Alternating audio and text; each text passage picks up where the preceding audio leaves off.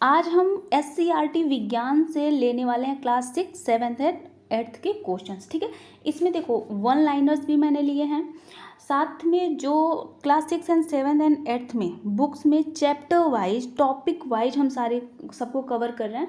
तो जो टॉपिक में जितने क्वेश्चंस हैं MCQ जो हैं हमने उनको भी लिया है, और साथ में जो मैच द फॉलोइंग्स होता है हमने उसको भी लिया है। ठीक है, तो मिलान करें और साथ में जो MCQज हैं ऑब्जेक्टिव क्वेश्चन, और साथ में जो इम्पॉर्टेंट चैप्टर के अंदर से जो इम्पॉर्टेंट वन लाइनर्स हैं उन सबको हमने लिया है। तो हम आज कुछ बहुत ही ज़्यादा और बहुत ही बेहतर तरीके से सीखने वाले हैं।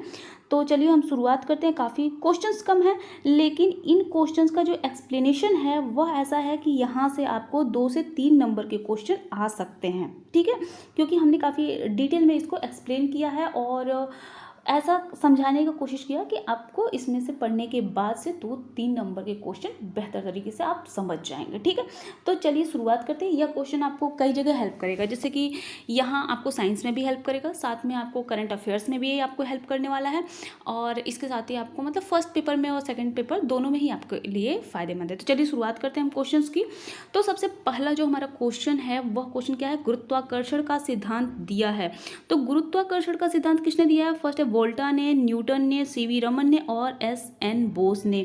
तो यहाँ से मैं आपको बता दूं कि जो गुरुत्वाकर्षण का सिद्धांत है वो किसने दिया है? न्यूटन ने दिया है।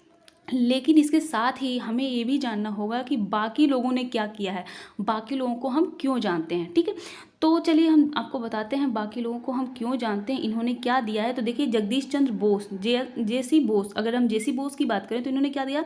पौधों की संवेदनशीलता के बारे में बताया था। इन्होंने क्रेस्कोग्राफ का निर्माण किया था। इसके साथ ही इन्होंने जो बेतार के तार था ना, बेतार के तार का निर्माण किया, जिसमें इन्होंने सेमी कंडक्टर का यूज किया था। ओके, तो पूछा ये गया है, एक बार मैंने क्वेश्चन देखा था कहीं कि बेतार के तार में सेमी कंडक्टर का यूज किसने किया, कुछ इस तरह से घुमा के उसने क्वेश्चन किया था।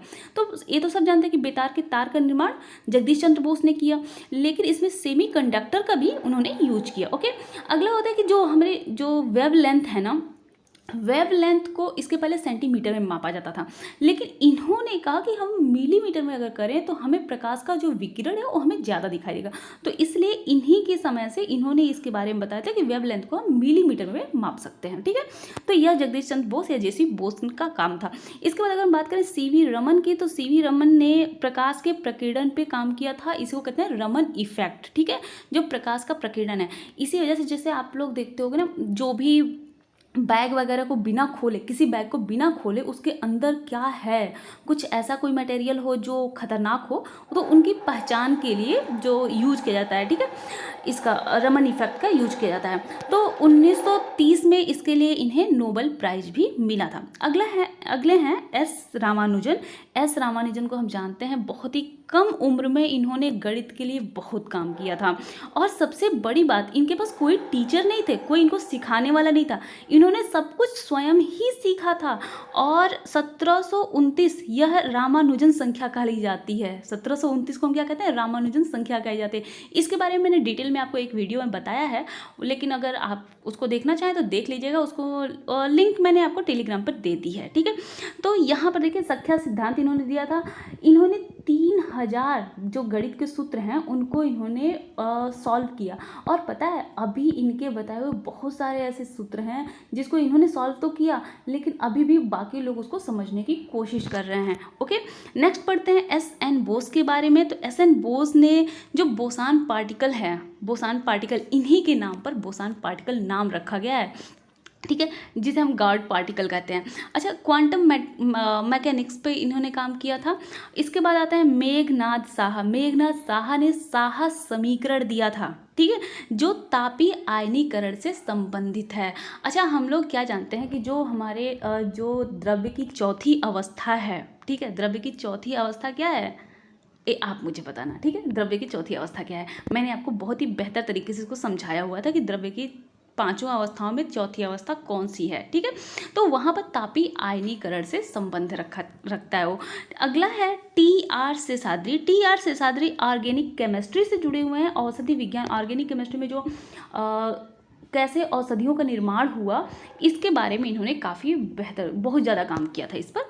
उसके बाद आते हैं होमी जहांगीर भाभा। होमी जहांगीर भाभा के नाम से अगर मैं आपसे पूछूं कि इनके नाम से आप क्या क्या जानते हो, इनके नाम से जुड़ा आप और क्या क्या जानते हो, तो आप मुझे कमेंट बॉक्स में बताओगे क्या? क्योंकि इम्पॉर्टेंट है, लेकिन मैं आपको नहीं बताने वाली हूँ। तो इन्होंने परमाणु और कॉस्मिक विकिरण पर इन्होंने काम किया था, डॉक्टर होमी जहांगीर भाभा ने। इसके बारे में, इनके बारे में मतलब मैं आपको एक वीडियो में बता भी चुकी हूँ। तो ये आपका काम है कि आप तो अगर वीडियो देखे हो या फिर वहाँ नहीं देखे हो तो कहीं भी देखे हो तो आप मुझे ज़रूर बताइएगा।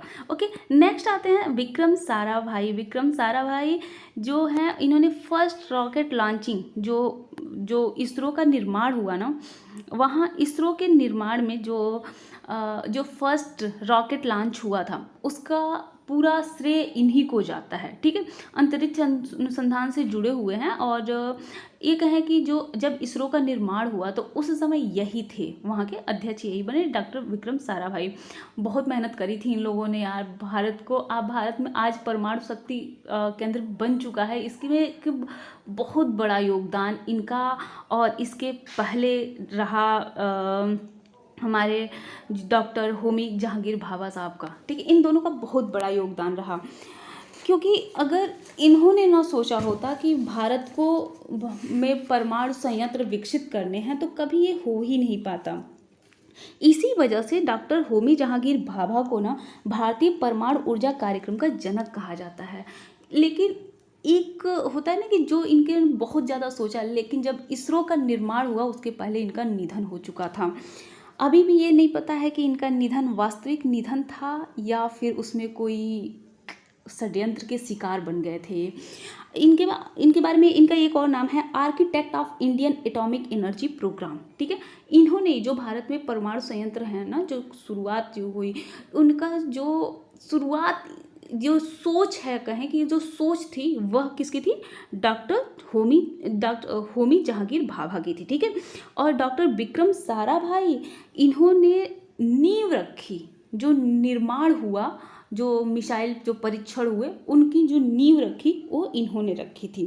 ठीक है, इसके बाद अगर हम आगे बढ़ें अब, तो डॉक्टर एपीजे अब्दुल कलाम यानी मिसाइल मैन जिनको हम कहते हैं, ये प्रक्षेपण शास्त्र के लिए जाने जाते हैं, हमारे पूर्व राष्ट्रपति रह चुके हैं, अभी तो फिलहाल नहीं है, लेकिन इन्होंने बहुत सारे काम किए। जो दूसरा हमारे जो परमाणु परीक्षण हुआ था, दूसरा जो पोखरण में हुआ, उसमें इन्होंने बहुत बड़ा योगदान अपना दिया था। ठीक है, तो इनके बारे में कहें तो त्रिशूल, पृथ्वी और नाग, ये तीनों मिसाइलों का निर्माण इनके देखरेख में हुआ, इन्होंने किया। इसके बाद आए अगला डॉक्टर कस्तूरी रंगन। डॉक्टर कस्तूरी रंगन भी प्रक्षेपण शास्त्र से ही संबंधित हैं। इनसेट 2 उपग्रह का जब निर्माण हुआ था उसमें इनकी मुख्य भूमिका थे, उस समय यही इसरो के चेयरमैन थे। ठीक है, अध्यक्ष यही थे। चंद्रयान फर्स्ट का जो परीक्षण, जो सफलतापूर्वक परीक्षण हुआ, वह भी इन्हीं के समय में हुआ था।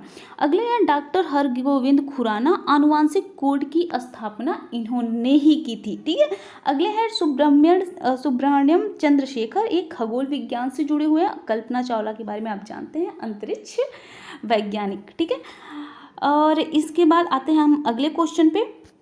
अगला क्वेश्चन क्या है? अगला क्वेश्चन है वैज्ञानिक विधि का चरण नहीं है। तो देखो, वैज्ञानिक विधि का चरण क्या होता है? जिज्ञासा, परीक्षण, निरीक्षण, सिद्धांत, 4 चीज़ें यहाँ पर दी हुई हैं। वैज्ञानिक विधि के अगर हम चरण की बात करें तो सबसे पहले क्या होती है? जिज्ञासा होती है। जिज्ञासा के बाद, जिज्ञासा का मतलब होता है क्वेश्चन करना, जिज्ञासा का मतलब होता है कोई समस्या का आ जाना। ठीक है, तो जब समस्या आएगी तो जिज्ञासा होगी कि क्या हो सकता है। जिज्ञासा के बाद अगला चरण हो जाता है, क्या होता है? परिकल्पना का। परिकल्पना करना कि क्या इस तरीके से काम हो सकता है, उसके बाद जो परिकल्पना किया उसका परीक्षण करना। तो तीसरा चरण हो जाता है परीक्षण।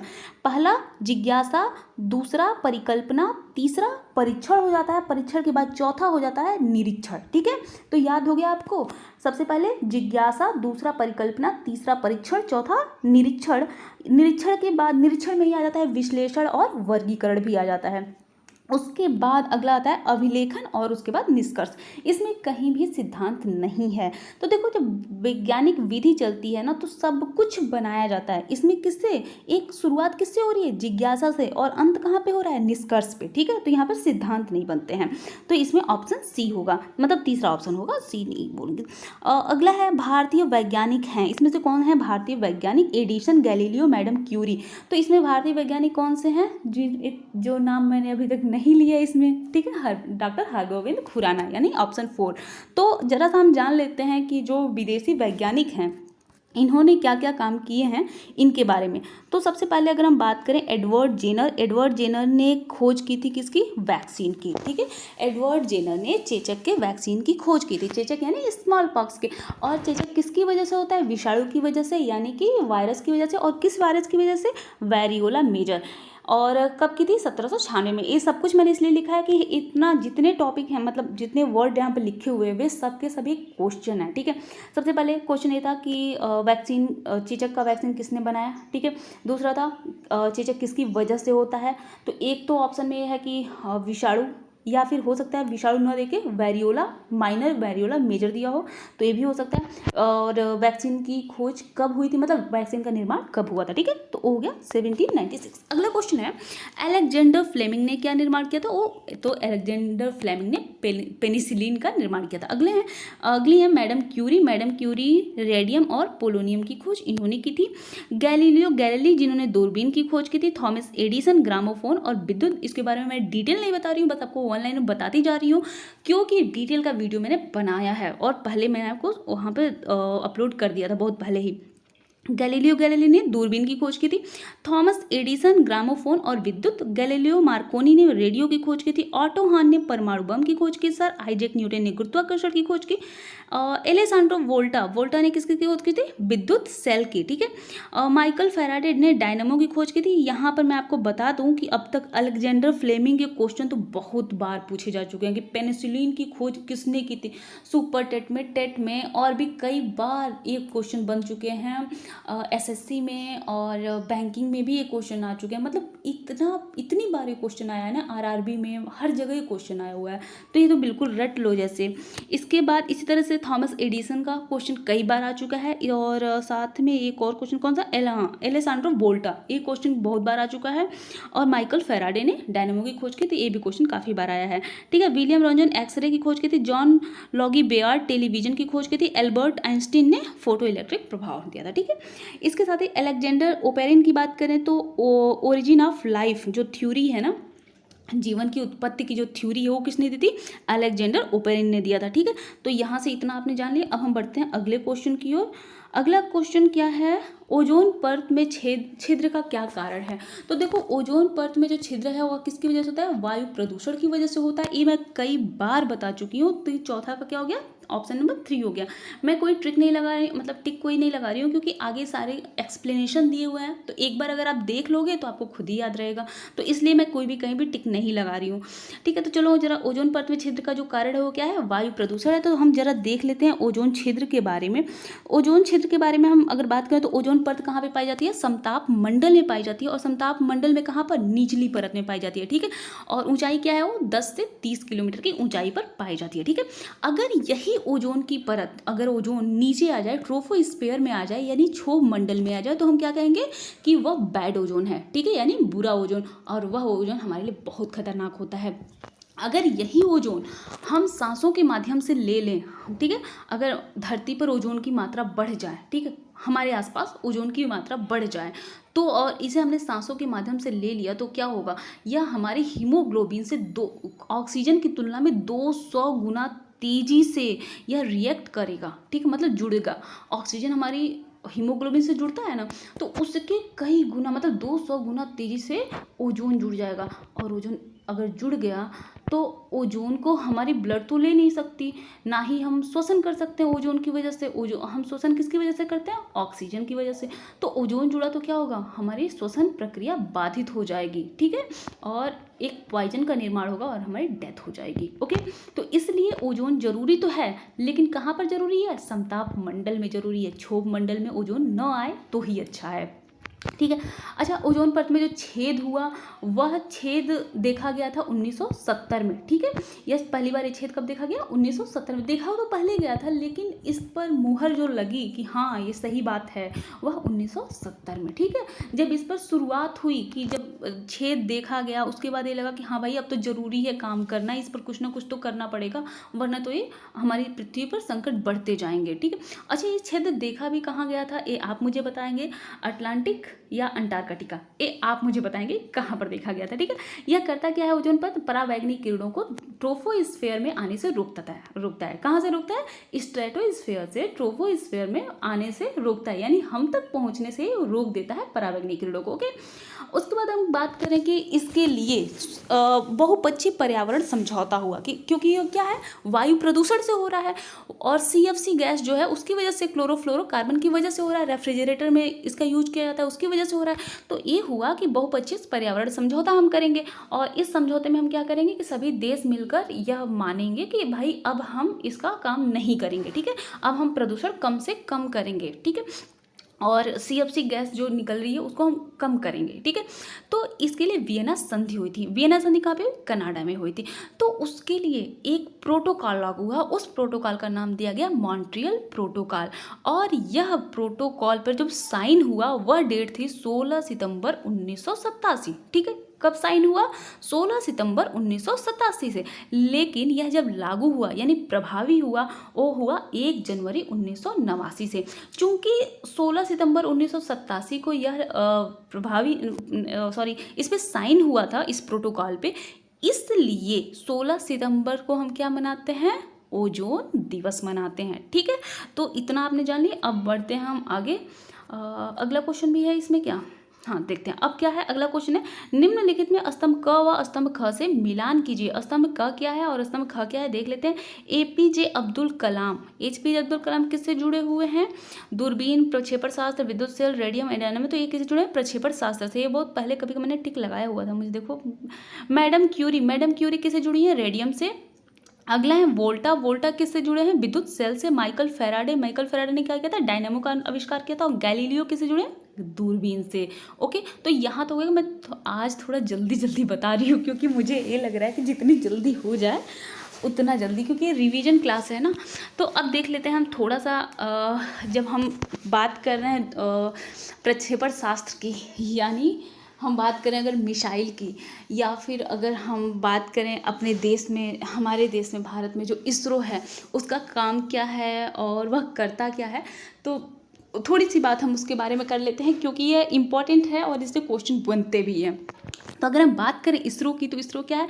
Indian space and research organisation, यानी भारतीय अंतरिक्ष अनुसंधान संगठन है। ठीक है, इसका मुख्यालय कहाँ पे? बंगलौर में है। स्थापना हुई थी 15 अगस्त 1969 को और इसके अध्यक्ष K. Sivan। ठीक है, इसके बाद भारत का पहला उपग्रह अगर हम बात करें तो क्या है? आर्यभट्ट है। 19 अप्रैल 1975 को सोवियत संघ द्वारा अंतरिक्ष में छोड़ा गया था। ठीक है, भारत का उपग्रह, पहला उपग्रह कौन सा था? आर्यभट्ट।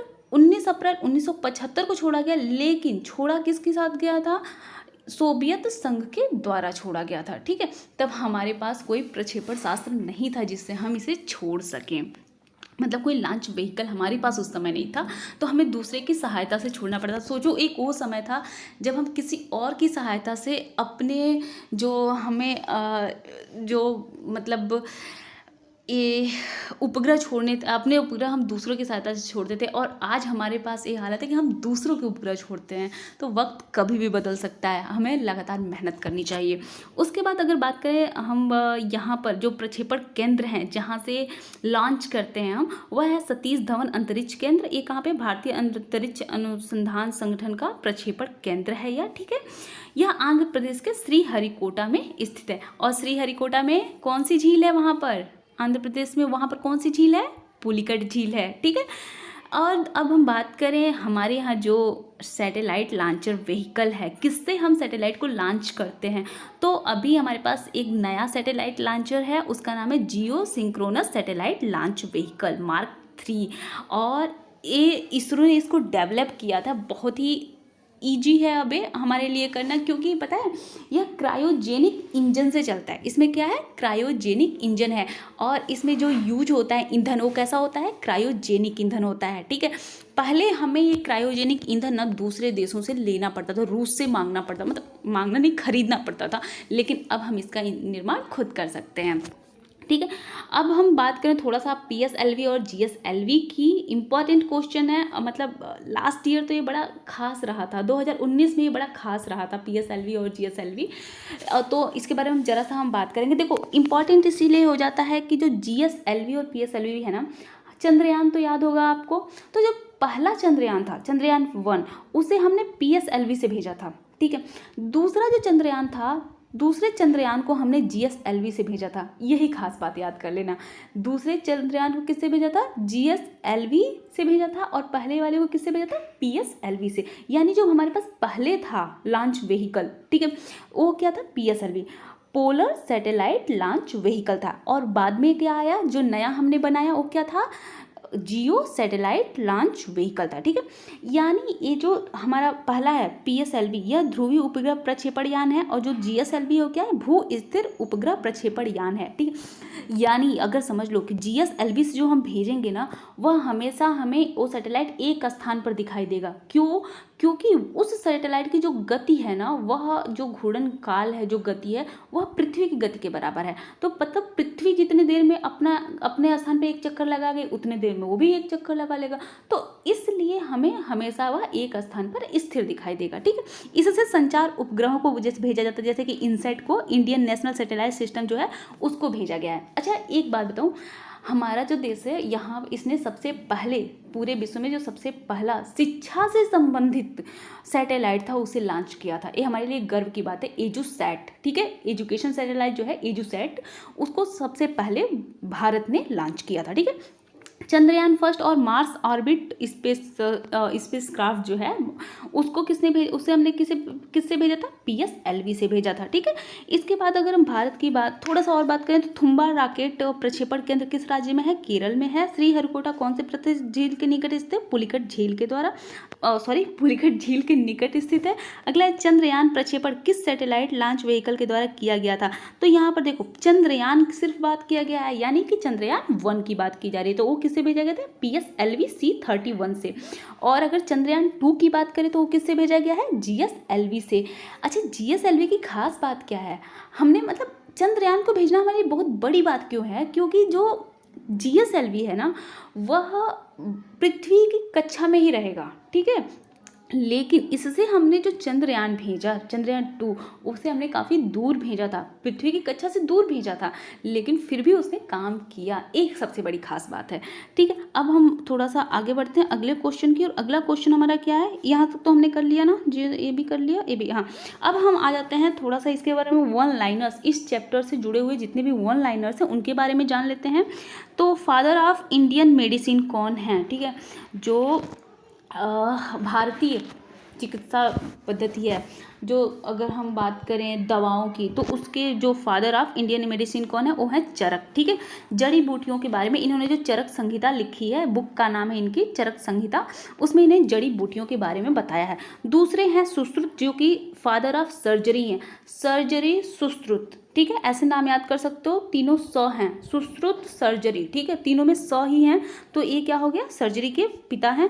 और मतलब सबसे पहली, पूरे विश्व में सबसे पहली प्लास्टिक सर्जरी इन्होंने ही की थी। ओके, नेक्स्ट है शून्य चिन्ह की जो खोज है वो किसने की थी, आर्यभट्ट ने की थी। दो चीज याद रखिएगा, एक है शून्य चिन्ह, शून्य की खोज जो होती आर्यभट्ट ने की थी। ऐसा नहीं कि हमें शून्य नहीं पता था, शून्य बहुत पहले से पता था, लेकिन वह अंक के रूप में या चिन्ह के रूप में न पता हो के हमें शब्दों के रूप में पता था। ठीक है, तो आर्यभट्ट ने क्या किया था, शून्य चिन्ह की खोज की थी। ठीक है, इन्होंने पाई का मान दिया था। सबसे पहला हमारा जो सैटेलाइट था वो क्या था, आर्यभट्ट ही नाम दिया गया। उसके बाद सूर्य ग्रहण और चंद्र ग्रहण का कारण भी आर्यभट्ट ने बताया था, एकदम वास्तविक कारण जो आज हम जानते हैं उसे बहुत समय पहले आर्यभट्ट ने बता दिया था।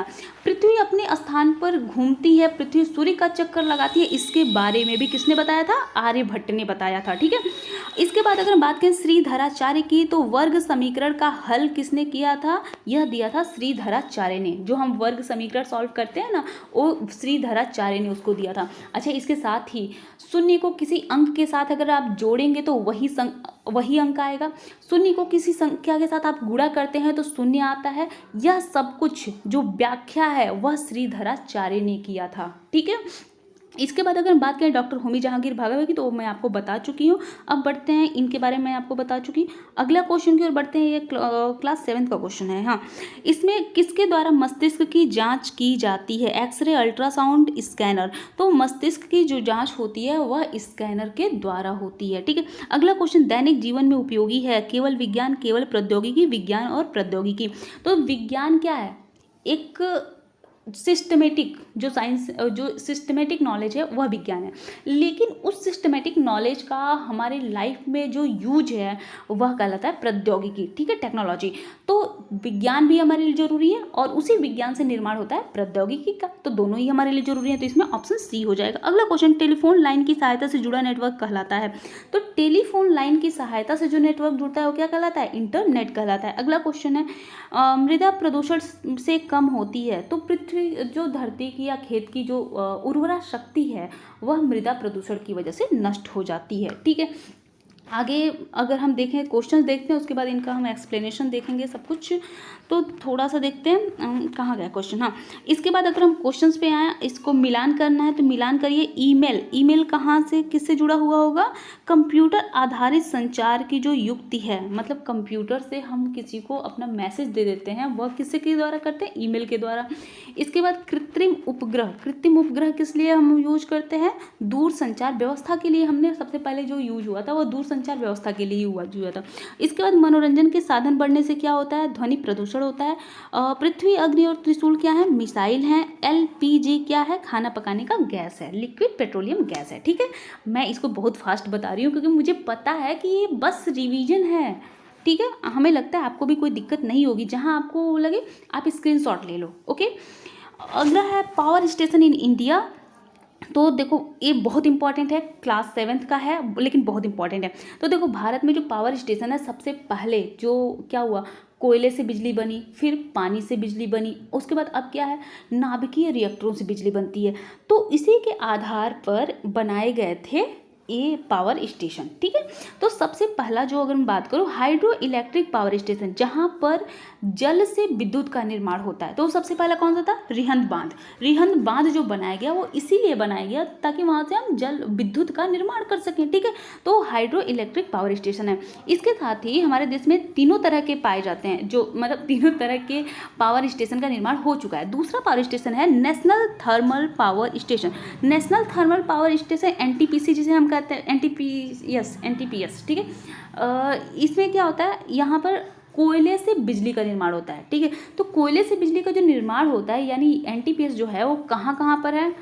नेशनल थर्मल पावर कॉर्पोरेशन है वो, सॉरी यहाँ पर S नहीं होगा, C होगा। एक सेकंड रुक जाओ भाई, यहाँ गलती कर दी मैंने, यहाँ पे C है, नेशनल NTPC है, नेशनल थर्मल पावर कॉर्पोरेशन। ठीक है। यहाँ पर क्या होता है, बिजली का जो निर्माण हो रहा है वो किससे हो रहा है? कोयले से हो रहा है। और यह कहाँ पर है? ओबरा, अनपरा, पनकी और ऊंचाहार में है। ठीक है। अगला है एटॉमिक पावर स्टेशन, जहाँ पर कि परमाणु ऊर्जा से विद्युत का निर्माण होता है। ठीक है। परमाणु ऊर्जा से विद्युत का निर्माण होता है। तो यह स्टेशन कहाँ पर है? ट्राम्बे, नरोरा, राड़ा सागर और कलपक्कम एक बार एग्जाम में मैंने देखा है, किसी पेपर में कलपक्कम पूछा हुआ था कि कलपक्कम किस लिए इम्पॉर्टेंट है, या कुछ ऐसा क्वेश्चन था। तो यहाँ क्या होता है, नाभिकीय ऊर्जा से बिजली का निर्माण होता है। ठीक है। इसके साथ ही भारत में जो स्टील उत्पादन हुआ, तो स्टील उत्पादन जो होता है वह कहाँ पर होता है? जमशेदपुर, राउरकेला, भिलाई और दुर्गापुर। यह मुख्य है, इससे ज़्यादा भी हैं लेकिन ये मुख्य जगह हैं जहाँ पर कारखाने हैं, यहाँ पर स्टील का उत्पादन होता है। ठीक है। आगे बढ़ते हैं हम। कुछ और जो इम्पोर्टेंट टॉपिक्स हैं यहाँ से वो हैं, इंडोस्कोप मशीन का यूज किस लिए होता है, तो शरीर के आंतरिक भागों की जांच के लिए होता है। शरीर के आंतरिक भागों की जांच के लिए और भी कुछ मशीनें हैं जिनका यूज होता है, जिसमें कि पहला है सीटी स्कैन। सीटी स्कैन में की और एमआरआई, दो वर्ड हैं, ठीक है। एक मशीन होती है एमआरआई और दूसरी होती है सीटी स्कैन। दोनों बड़े इंपॉर्टेंट हैं, लेकिन दोनों में एक खास अंतर क्या है ये जान लो। जो सीटी स्कैन है उसमें हम एक्सरे का यूज करते हैं। किसका यूज करते हैं, एक्सरे का यूज करते हैं। जबकि जो एमआरआई है उसमें हम रेडियो वेव्स का यूज करते हैं। तरंगे तो जानते हो ना, एक एक्सरे तरंगे होती हैं और दूसरी एक्स तरंगे होती हैं, और यहाँ पर क्या है, रेडियो वेव तरंगे भी होती हैं। तो एमआरआई में हम क्या करते हैं, रेडियो वेव्स का यूज करते हैं, और सीटी स्कैन में क्या करते हैं, हम एक्सरे का यूज करते हैं। इसके साथ ही मैं ये बता दूँ ना, एमआरआई सबसे बेहतर होता है, ठीक है, महंगा भी होता है और सबसे बेहतर भी होता है। यह काफ़ी डीपली, काफ़ी पतली जो नसें हैं वहाँ के बारे में भी हमें डिटेल में बता देता है, ठीक है। तो सीटी स्कैन की बात करें तो इसका पूरा नाम है कॉम्पैक्ट टोमोग्राफी, ठीक है। क्या नाम है, कॉम्पैक्ट टोमोग्राफी। यहाँ पर जानते हो होता क्या है, जब एक्सरे जाता है ना, एक्सरे जो हमारी बॉडी पे जब जाएगा तो जो इंटरनल पार्ट हैं वहाँ से लौट के आ जाता है, ठीक है। तो जब लौट के आता है तो उसकी नीचे एक इमेज बना देता है, ठीक है। तो इस तरह से हमें वह दिखाई देने लगता है। तो इसे क्या कहते हैं, कंप्यूटेड टोमोग्राफी होता है सीटी स्कैन। और ये क्या करता है, इमेज को कैप्चर कर लेता है, हमारे शरीर के अंदर की जो इमेज है। उसके बाद अगर एमआरआई की बात करें तो ये क्या है, मैग्नेटिक रिजोनेंस इमेजिंग होता है। क्या इसमें क्या क्या खास बात है, यह पहली बात तो मैग्नेटिक होता है। यही वजह है कि जिन लोगों को पैर वैर, अगर हाथ पैर मान लो कहीं टूटा है, फ्रैक्चर हुआ है कभी का, और उसमें रॉड पड़ा है, ठीक है, जहाँ कुछ लोग कभी ऐसा होता है ना कि बहुत ज़्यादा ट्रक की वजह से कुचल गया पैर, ठीक है, तो वहाँ पे रॉड डाल दिया जाता है। तो जो रॉड अगर पड़ा है तो रॉड किसका होगा, लोहे का होगा। और एमआरआई में क्या है, इस मशीन में मैग्नेट है, ठीक है। तो चुंबक क्या करेगा, लोहे की ओर अट्रैक्ट होगा ना। तो इसीलिए जिन लोगों के पैर वैर में रॉड पड़ा होता है, पैर में, हाथ में, मतलब कहीं भी शरीर में अगर रॉड पड़ा हुआ है तो उनके शरीर की एमआरआई नहीं कराई जा सकती, क्योंकि एमआरआई पूरा एक जो मशीन के अंदर इंसान को भेजा जाता है, उसके ऊपर चारों तरफ मशीन लगी होती है। तो शरीर में अगर कहीं भी लोहा है तो उसको वो अट्रैक्ट कर लेगा। अच्छा, अब ये मत सोचना कि हमारे शरीर के अंदर तो बहुत लोहा है लेकिन फिर भी वो क्यों नहीं खींचता। जैसे कि हीमोग्लोबिन है, हीमोग्लोबिन में आयरन है ना, लेकिन हमारे उस आयरन की वजह से उसको मैग्नेट कभी नहीं खींचता है। क्यों, क्योंकि हमारा जो आयरन, हमारे बॉडी में जो आयरन है ना, वह ऑक्साइड के फॉर्म में होता है, वह किसी न किसी दूसरे से जुड़ा होता है, ठीक है। जैसे कि अगर प्योर होता आयरन, प्योर आयरन होता है, जैसे कि रॉड होती है, आयरन की रॉड होती है, तो उसको तो मैग्नेट खींच सकता है। लेकिन हीमोग्लोबिन में जो आयरन है, या ऐसे हमने कुछ खाया पिया तो उसको नहीं खींचेगा, ठीक है। नहीं तो अगर ऐसा होता तो क्या होता है, पालक खाते और पालक को चुंबक खींच लेता, कहीं भी हम पालक लगाते तो उसको चुंबक खींच लेता। क्यों, क्योंकि पालक में तो बहुत ज़्यादा आयरन होता है, ठीक है। तो ये बात समझ लेना कि कुछ बहुत सारे ऐसे अंधविश्वास हैं, तो उन अंधविश्वासों पर, मतलब यहीं पे मैं आपको थोड़ा सा बताना चाहूँगी कि एक अंधविश्वास ये है कि अगर आप उत्तर की तरफ आपको सिर करके नहीं सोना चाहिए। क्यों नहीं सोना चाहिए, क्योंकि पृथ्वी एक मैग्नेटिक फील्ड है जो पोल की तरफ आपको खींच लेती है, ठीक है। इससे आयु कम हो जाती है। वास्तविकता बिल्कुल ही इससे अलग है, ऐसा कुछ भी नहीं होता है। क्यों, क्योंकि हमारे शरीर का जो आयरन है, आपको आज पता चल गया ना कि हमारे शरीर का जो आयरन है वह इतना ऐसे प्योर फॉर्म में नहीं है कि उसको चुंबक खींच पाए, ठीक है। तो कभी भी ऐसे अंधविश्वासों पर ध्यान मत देना। चलो आगे बढ़ते हैं, ये तो बस ऐसी थोड़ी सी बातें थी। मैग्नेटिक रेजोनेंस इमेजिंग होता है, ये क्या करता है, रेडियो वेव्स का यूज करता है। एमआरआई सबसे बेस्ट होता है। इसके साथ हम बात करें अल्ट्रासोनोग्राफी की, तो अल्ट्रासोनोग्राफी भी होता है जिसमें वो क्या करता है, हाई फ्रीक्वेंसी की साउंड वेव्स का हम यूज करते हैं, ठीक है। अल्ट्रासोनोग्राफी में क्या करते हैं, इसको हम अल्ट्रासाउंड भी बोल देते हैं, कभी कभी सोनोग्राम भी बोल देते हैं इसको। तो इसमें हम क्या करते हैं, हाई फ्रीक्वेंसी साउंड वेव्स का यूज करते हैं। लेकिन सबसे बेस्ट कौन सा होता है, एमआरआई होता है, सबसे बेस्ट होता है मैग्नेटिक रेजोनेंस इमेजिंग, ओके। यह काफ़ी डीपली चीज़ों को दिखा देता है, इमेज बना देता है। जैसे कि अगर कहीं ट्यूमर हुआ है, बोन फ्रैक्चर हुआ है, तो बोन फ्रैक्चर हुआ है ना, या फिर उस बोन फ्रैक्चर के अंदर का बिल्कुल डीपली इमेज हमें इससे मिल सकता है, ओके। इसके साथ एक कैंसर अगर हुआ है या फिर इंटरनल ब्लीडिंग हो रही है तो उसके बारे में भी हमें MRI से पता चल जाता है। इसके साथ joint, brain, wrist, ankle, breast, heart और ब्लड वेसल्स, इन सब की इमेजें हमें दिखा सकता है। ओके, तो ये सब समझ में आ गया आपको। आगे बढ़ते हैं। अब कुछ ऐसे मशीन हैं जिनका हम यूज करते हैं, ठीक है, उनके बारे में जान लेते हैं। एरोमीटर, एरोमीटर का यूज होता है वायु और गैस के घनत्व को नापने के लिए। एल्टीमीटर, एल्टीमीटर का यूज होता है उड़ते हुए विमान की ऊंचाई नापने के लिए। एनीमोमीटर, एनीमोमीटर का यूज होता है हवा की गति मापने के लिए। साथ ही ऑडियोमीटर, ऑडियोमीटर का यूज होता है ध्वनि की तीव्रता मापने के लिए, ठीक है, याद रखना इसको। ऑडियोमीटर ध्वनि की तीव्रता, हिंदी में ये देता नहीं है, इंग्लिश में ही वर्ड देता है ऑडियोमीटर और ऑडियोफोन, तो दोनों को ध्यान रखना। जो कान में मशीन लगती है ना, जिनको सुनाई नहीं देता है, तो ये लोग कान में जो मशीन लगाते हैं वह होता है ऑडियोफोन। याद कैसे करना है, सुनने के लिए हम फोन का यूज करते हैं, ठीक है। मीटर का मतलब हम, एक मीटर क्या है, एक पैमाना है, तो किससे हम क्या करते हैं, मापते हैं। तो ऑडियोमीटर से हम क्या करेंगे, ध्वनि की तीव्रता को मापेंगे। ऑडियोफोन से क्या करेंगे, हम सुनने में सहायता ही करता है। ओके, बैरोग्राफ, बैरोग्राफ में हम क्या करते हैं, दाब के परिवर्तन को मापते हैं। मतलब वायुमंडल में जो दाब में बदलाव आ रहा है उस दाब के परिवर्तन को मापने के लिए बैरोग्राफ का यूज करते हैं। ओके, बैरोमीटर का यूज हम करते हैं वायु दाब को मापने के लिए, ठीक है। मतलब बैरोमीटर, मीटर का यह एक पैमाना है, ठीक है। मीटर क्या है, एक लंबाई, जैसे समझ लो लंबाई मापने का पैमाना हो गया, ठीक है। तो बैरोमीटर यानी दाब कितना बढ़ा कितना कम हुआ उसे मापने के लिए बैरोमीटर है। लेकिन बैरोग्राफ, ग्राफ कब बनता है, जब कभी कमी हो, अधिक हो, तो उसके लिए हम क्या करते हैं, ग्राफ का यूज करते हैं। तो बैरोग्राफ का यूज कहाँ होगा, दाब में जो परिवर्तन होता है, वायुमंडलीय दाब में जो परिवर्तन हो रहा है उसके लिए हम बैरोग्राफ का यूज करते हैं। अगला है कार्डियोग्राम, कार्डियोग्राम का यूज हम करते हैं हृदय की गति मापने के लिए। इसके साथ फैदोमीटर, समुद्र की गहराई मापने के लिए फैदोमीटर का यूज करते हैं। एक क्वेश्चन मैं आपसे पूछ रही हूँ, सोनार का फुल फॉर्म बताओ। सोनार से कई बार क्वेश्चन आया हुआ है, इसलिए मैं पूछ रही हूँ सोनार का फुल फॉर्म बताओ। सोनार क्या होता है, कहाँ यूज होता है, किस लिए यूज होता है। अगला है गैल्वेनोमीटर, गैल्वेनोमीटर का यूज कहाँ होता है, विद्युत धारा की दिशा और मात्रा को नापने के लिए, ठीक है। छोटे परिपथ जो होते हैं उसमें, छोटे छोटे परिपथों में विद्युत धारा की दिशा और मात्रा को मापने के लिए गैल्वेनोमीटर का यूज होता है।